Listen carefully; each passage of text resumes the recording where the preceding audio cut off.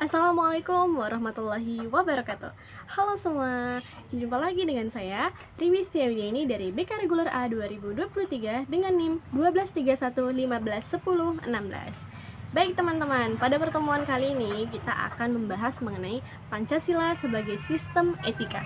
Ya, kemarin sudah kita membahas mengenai Pancasila sebagai sistem filsafat. Nah, kali ini kita akan membahas mengenai Pancasila sebagai sistem etika. Baik, kita masuk ke materi pertama, yaitu pengertian etika dan juga etika politik Indonesia. Nah, perlu diketahui ya sobat cerdas bahwa etika adalah kajian ilmiah terkait dengan etiket atau moralitas. Nah, sebagai salah satu cabang etika, etika politik itu merupakan salah satu bentuk filsafat yang paling praktis, yang paling simpel seperti itu. Nah, secara sederhana, etika politik ini itu dapat diartikan sebagai cabang etika yang mempertanyakan tanggung jawab dan juga kewajiban manusia dalam menjalankan kehidupannya di bidang politik. Pancasila sebagai sistem etika.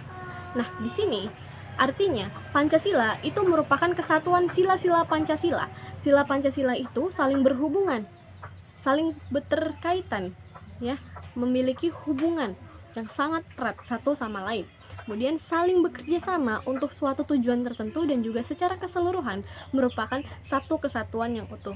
Baik, kita masuk ke materi selanjutnya mengenai perlunya Pancasila sebagai sistem etika. Pasti teman-teman bertanya, sebenarnya apa sih pentingnya Pancasila ini sebagai sistem etika? Nah, teman-teman, perlunya Pancasila sebagai sistem etika dalam kehidupan bermasyarakat, berbangsa, dan juga bernegara itu bertujuan untuk 3 hal. Apa saja? Yang pertama, memberikan landasan etik moral bagi seluruh komponen bangsa dalam menjalankan kehidupan kebangsaan dalam berbagai aspek. Yang kedua, yaitu menentukan pokok-pokok etika kehidupan berbangsa, bernegara, dan juga bermasyarakat. Dan yang ketiga atau yang terakhir, yaitu menjadi kerangka acuan dalam mengevaluasi pelaksanaan nilai-nilai etika dan juga moral dalam kehidupan bermasyarakat, berbangsa, dan juga bernegara. Kita masuk ke materi berikutnya teman-teman, mengenai Pancasila sebagai etika politik Indonesia.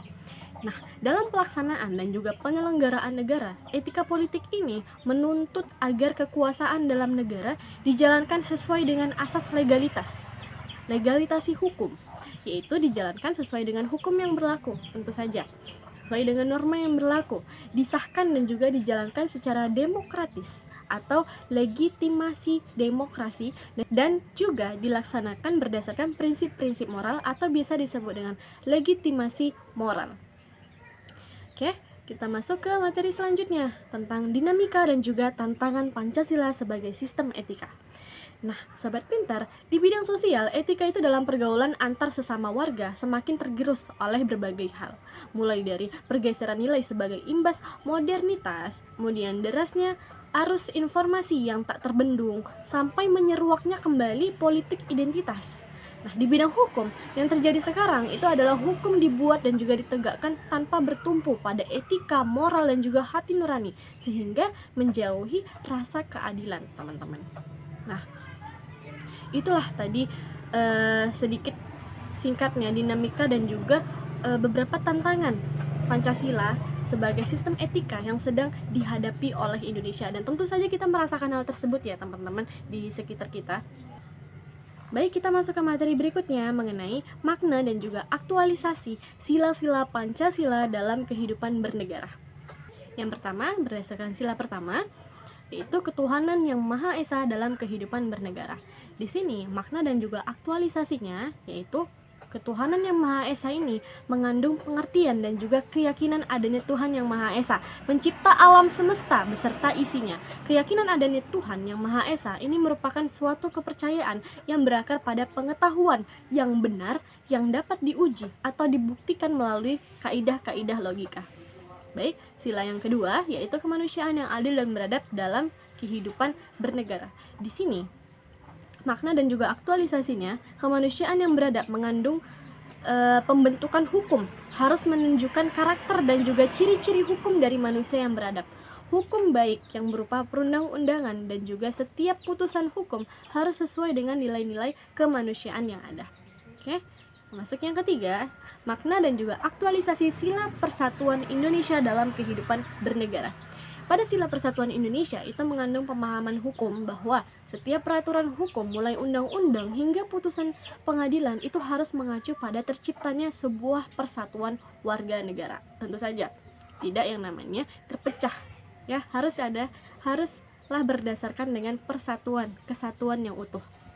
Yang keempat, ada makna dan juga aktualisasi sila kerakyatan yang dipimpin oleh hikmat kebijaksanaan dalam permusyawaratan perwakilan dalam kehidupan bernegara. Di sini, pada intinya, hakikat sila ini itu adalah demokrasi. Nah, demokrasi dalam arti umum yaitu pemerintahan dari rakyat, oleh rakyat, dan juga untuk rakyat. Seperti itu. Yang kelima atau yang terakhir itu ada makna dan juga aktualisasi sila keadilan sosial bagi seluruh rakyat Indonesia dalam kehidupan bernegara. Nilai keadilan sosial itu mengamanatkan bahwa semua warga negara memiliki hak yang sama dan bahwa semua orang sama di hadapan hukum.